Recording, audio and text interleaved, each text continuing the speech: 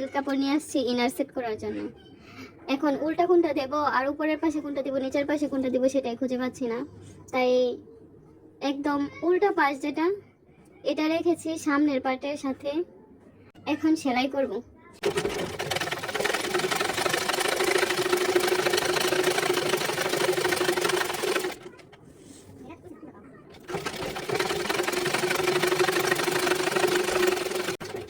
আমি সত্যিই গ্রেটফুল, কারণ ভেবেছিলাম এই মেশিন দিয়ে সেলাই করতে পারবো না। এই পাশে যে পুঁতিগুলো আছে এগুলোর মধ্যে সেলাই উঠবেই না। এখন দেখি খুব ইজিলি সেলাইগুলো করে নেওয়া যাচ্ছে।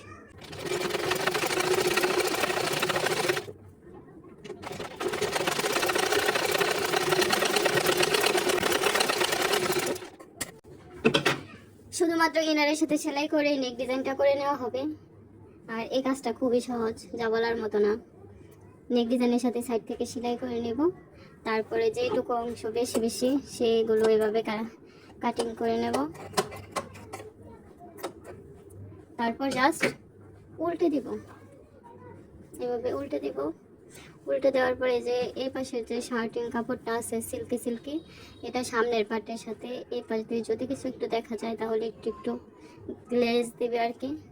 এই যে যেরকমই হয়, যেহেতু নিচে পড়ে যাবে তাই এই পাশে সামনে যে পার্টটা আছে সেটা রাখা হয়েছে। তারপর এই দুই পাশ থেকে সেলাই করে দেবো, দুটা চাপ সেলাই। ইনারের কাপড়টা উল্টে নেওয়ার পর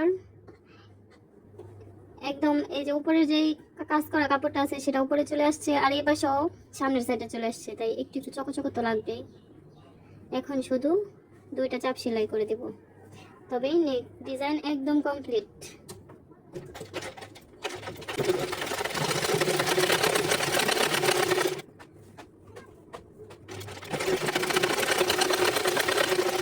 আমার কাছে এখন মনে হয় নেক ডিজাইনের এক্সট্রা পট্টির কাপড় ব্যবহার করার চেয়ে ইনারের সাথে সেলাই করা খুবই সহজ, কারণ একটা সেলাই দিয়ে উল্টে নিলেই দুইটা পাশ একদম সেট আপ হয়ে যায়।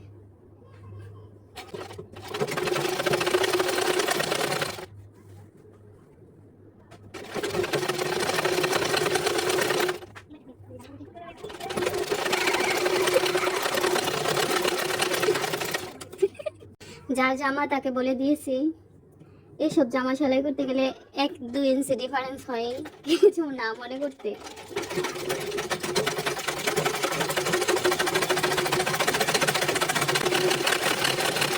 অবশ্যই 1-2 ইঞ্চি, হাফ ইঞ্চি, 1 ইঞ্চি ডিফারেন্স হয়ে থাকে।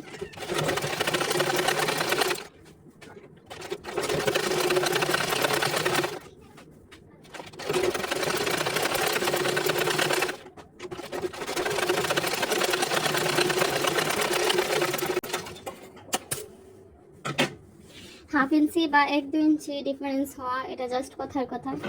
ঠিকঠাকভাবে সেলাই করলে একদম অ্যাকুরেটভাবেই সেলাই করা হয়। আর এই হচ্ছে নেক ডিজাইনটা। ভুল গলা সেলাই করতে তো আর তেমন কোনো ডিজাইনের প্রয়োজন নাই, শুধু সেলাই করলেই হয়ে যায়।